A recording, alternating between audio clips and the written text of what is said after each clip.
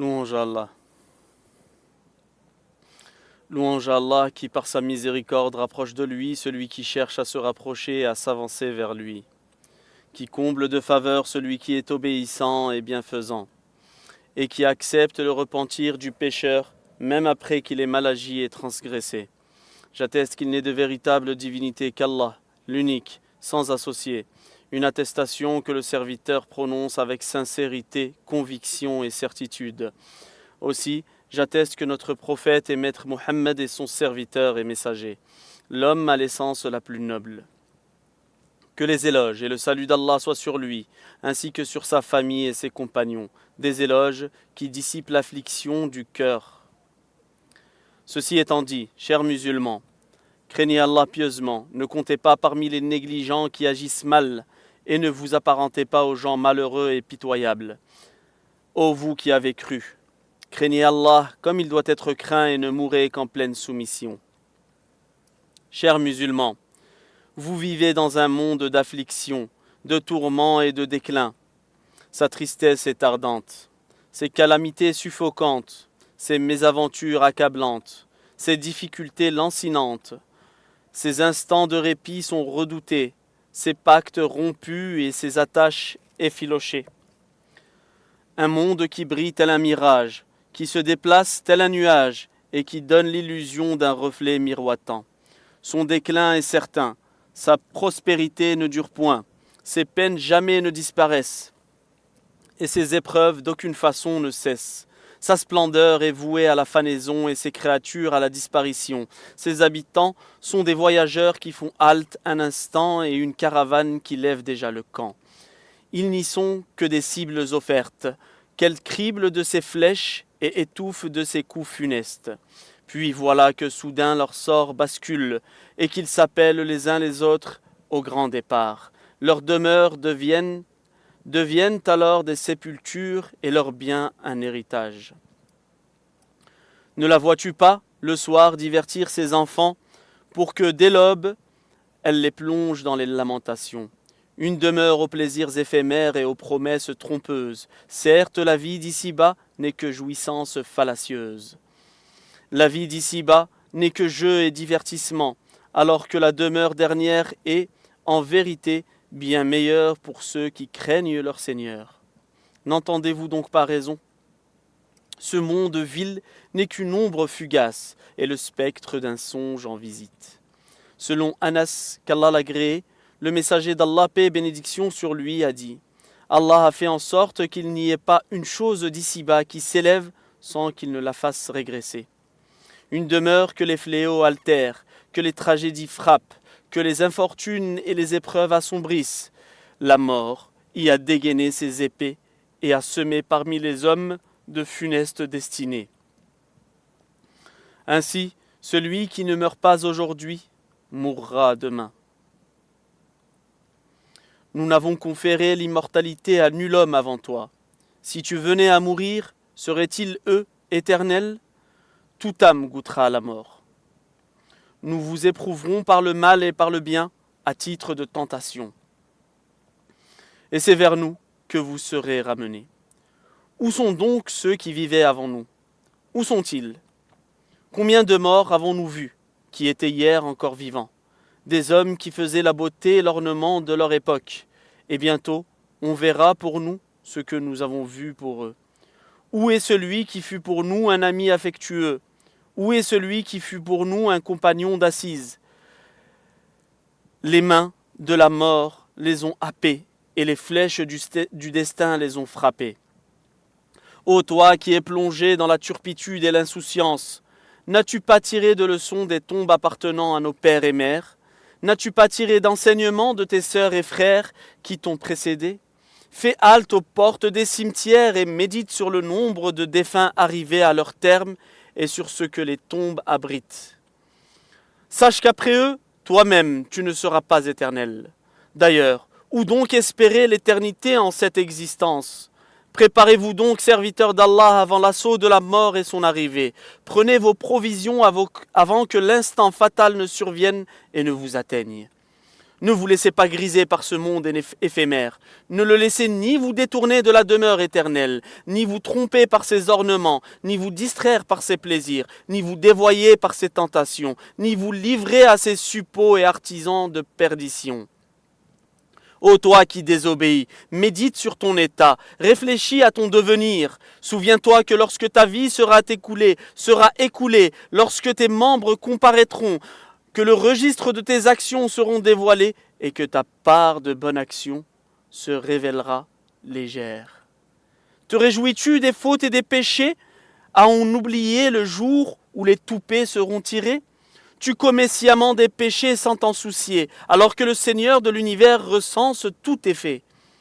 Qu'est-ce qui t'a leurré, trompé et égaré? Qu'est-ce qui t'a entraîné vers la désobéissance de ton Seigneur? Qu'est-ce qui t'a fait périr et chuter, au point de te présenter devant le Tout-Puissant dans un état inapproprié, commettant l'interdit et perpétrant les péchés? Ô toi qui es absorbé par le divertissement et la désobéissance, jusqu'à quand et combien de temps encore vas-tu désobéir à ton maître et manifester ouvertement tes péchés? Jusqu'à quand et combien de temps encore vas-tu négliger la prière et t'obstiner? Jusqu'à quand et combien de temps encore vas-tu commettre des péchés et t'en vanter? Ô toi qui es absorbé par tes passions, ô toi qui es plongé dans les plaisirs, ô toi qui gaspille des instants qui ne reviendront jamais. Ô toi qui ne crains pas son maître dans les moments d'isolement, jusqu'à quand vas-tu étendre un voile sur tes péchés? Jusqu'à quand vas-tu barricader portes et maisons pour t'adonner aux interdits? Ô toi qui t'isoles pour pécher, crains le jour où les mèches blanchiront de frayeur. Ô toi qui désobéis loin des regards, n'as-tu point de honte, alors qu'Allah observe parfaitement tes secrets intimes? Te voici leurré par le sursis que ton Seigneur t'accorde, et par son voile dont il recouvre tes incessantes fautes. Ô toi qui sombres dans la perdition et dans l'errance, trompé par le retard de ton échéance. Allah t'offre un répit et toi, tu le prends en défi, et ne redoute guère les conséquences de sa désobéissance. Puisse donc Allah faire miséricorde à quiconque fait de cette vie mondaine une monture docile, qu'il le mène au jardin du paradis et qu'il l'éloigne de l'enfer et de ses abîmes. Bienheureux est le serviteur qui veille sur son propre destin. Bienheureux est le serviteur qui veille sur son propre destin, qui se pare pour sa fin, qui prépare son déclin et qui étend son drap de défunt, avant même que son délai n'arrive à terme et que ses actions ne cessent, avant même que les larmes ne surgissent et ne se déversent, et que le repentir ne soit exposé sans être accepté, et avant même qu'il ne se retrouve enseveli sous une terre ténébreuse, poussiéreuse, noire et obscure, totalement incapable d'ajouter une seule bonne action ou de diminuer une seule mauvaise action. J'ai exprimé ce que vous avez entendu et j'implore le pardon d'Allah. Implorez donc son pardon, et quelle heureuse réussite que celle de ceux qui implorent le pardon.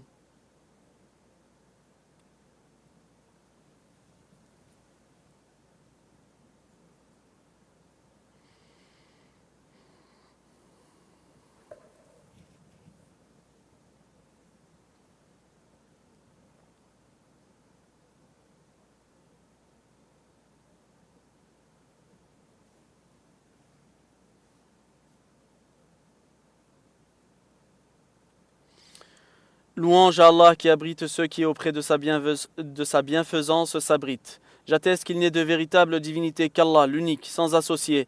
En vertu de sa bonté, il soigne ceux qui, accablés de souffrance, désespèrent de toute guérison. Aussi j'atteste que notre prophète et maître Mohammed est son serviteur et messager. Quiconque lui emboîte le pas cheminera sur la guidée, et quiconque lui désobéit sombrera dans l'égarement et la perdition. Que les éloges d'Allah lui soient accordés ainsi qu'à sa famille et ses compagnons, des éloges éternels et des salutations continues. Ceci étant dit, chers musulmans, craignez Allah pieusement et soyez conscients d'être sous son observation. Obéissez-lui et ne lui désobéissez point. Ô vous qui croyez, craignez Allah et soyez avec les véridiques. Chers musulmans, empressez-vous de revenir à Allah et hâtez-vous de vous repentir. Votre Seigneur étant clément et accueillant au repentir. Il pardonne à ses serviteurs, péché après péché. Et tant que leurs transgressions et que leurs repentirs se répéteront, le pardon d'Allah ne cessera de leur être accordé. Allah glorifié et exalté soit-il dit, et Allah veut accueillir votre repentir. Il dit également, gloire à lui, ne vont-ils donc pas se repentir à Allah et implorer son pardon, car Allah est pardonneur et miséricordieux. Il dit aussi, gloire à lui, sauf celui qui se repent, croit et accomplit une bonne œuvre, alors cela, Allah changera leurs mauvaises actions en bonnes, et Allah est pardonneur et miséricordieux. Il dit aussi, gloire à lui, dis, ô mes serviteurs qui avez commis des excès à votre propre détriment, ne désespérez pas de la miséricorde d'Allah, car Allah pardonne tous les péchés. Oui, c'est lui le pardonneur, le très miséricordieux. Il dit aussi, gloire à lui, c'est lui qui accepte le repentir de ses serviteurs, qui pardonne les mauvaises actions et sait ce que vous faites. Abu Huraira, qu'Allah l'agrée, relate que le prophète, paix et bénédiction sur lui, a dit, par celui qui détient mon âme dans sa main, si vous ne commettiez pas de péché, Allah vous aurait éradiqué et remplacé par un peuple qui commet des péchés. Ils demandèrent alors pardon à Allah. Ils demanderaient alors pardon à Allah, exalté soit-il, et il leur pardonnerait. Rapporté par Muslim. Anas ibn Malik, Allah l'agré, a dit, j'ai entendu le messager d'Allah, paix et bénédiction sur lui, dire, Allah exalté soit-il, a dit, ô fils d'Adam, tant que tu m'invoqueras et me solliciteras, je ne cesserai de te pardonner quoi que tu fasses, et je m'en soucierai point. Ô fils d'Adam, si tes péchés atteignaient la cime du ciel et que tu implorais mon pardon, je te pardonnerai et je ne m'en soucierai point. Ô fils d'Adam, si tu venais à moi avec des péchés autant nombreux que la terre est en mesure de porter, et que tu me rencontrais sans rien m'associer, je viendrai à toi avec autant de pardon. Rapporté par At-Tirmidhi. Cela témoigne pleinement de la générosité d'Allah, de sa munificence, de sa bienveillance et de sa miséricorde à l'égard de ses créatures. Et en dépit de leurs péchés et de leurs excès, il continue de les inviter au repentir et au pardon, et il pardonne leurs crimes. Il accueille le repentir de tous ceux qui viennent à lui repentants. Effacez donc vos péchés passés en les faisant suivre par des œuvres vertueuses, et empressez-vous de vous repentir avant qu'il ne soit trop tard. Ne reportez pas votre repentance, car celui qui la repousse jusqu'au moment où il rencontre l'ange de la mort, le moment où l'âme halète, dans l'arrière-gorge, où la poitrine se resserre, où le souffle de la vie remonte à la gorge et où les râles de l'agonie secouent le corps, dès lors il n'aura droit à aucun repentir accepté et ne trouvera aucune échappatoire. Qu'Allah me compte ainsi que vous parmi ceux qui se repentent et reviennent à Allah. Adressez abondamment vos prières et vos salutations en faveur de Ahmed, le guide et l'intercesseur de l'ensemble de l'humanité. Car quiconque prie en sa faveur une fois, Allah fera ses éloges 10 fois en retour. Ô Allah, couvre d'éloges et de salut notre prophète et maître Mohammed, et accorde ta satisfaction aux 4 califes bien guidés et aux imams éclairés, ces hommes de noblesse manifeste et de haute distinction, Abu Bakr, Omar, Uthman et Ali, ainsi qu'à l'ensemble de de sa noble famille et des compagnons. Et compte-nous parmi eux, ô toi le généreux, le grand donateur. Ô Allah, renforce l'islam et les musulmans.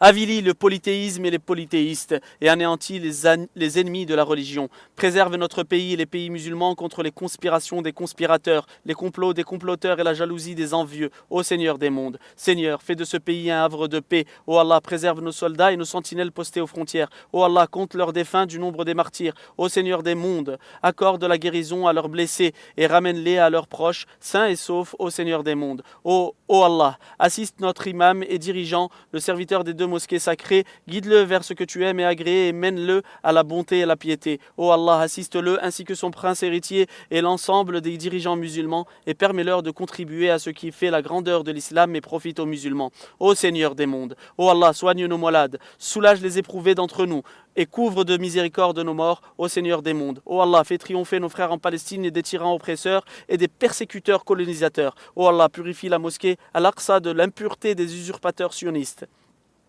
Et préserve nos proches en Palestine, soigne leurs blessures, hâte leur victoire, pardonne leurs faux pas, dissipe leur détresse, libère leurs prisonniers, guérit leurs malades et accueille leurs défunts parmi les martyrs, ô Seigneur des mondes. Ô Allah, déverse sur nous la pluie. Ô Allah, déverse sur nous la pluie. Ô Allah, déverse sur nous la pluie et ne nous compte pas du nombre des désespérés. Ô Allah, fais que nos prières soient entendues et que nos appels soient élevés vers toi. Ô toi le généreux, le tout-puissant, le miséricordieux.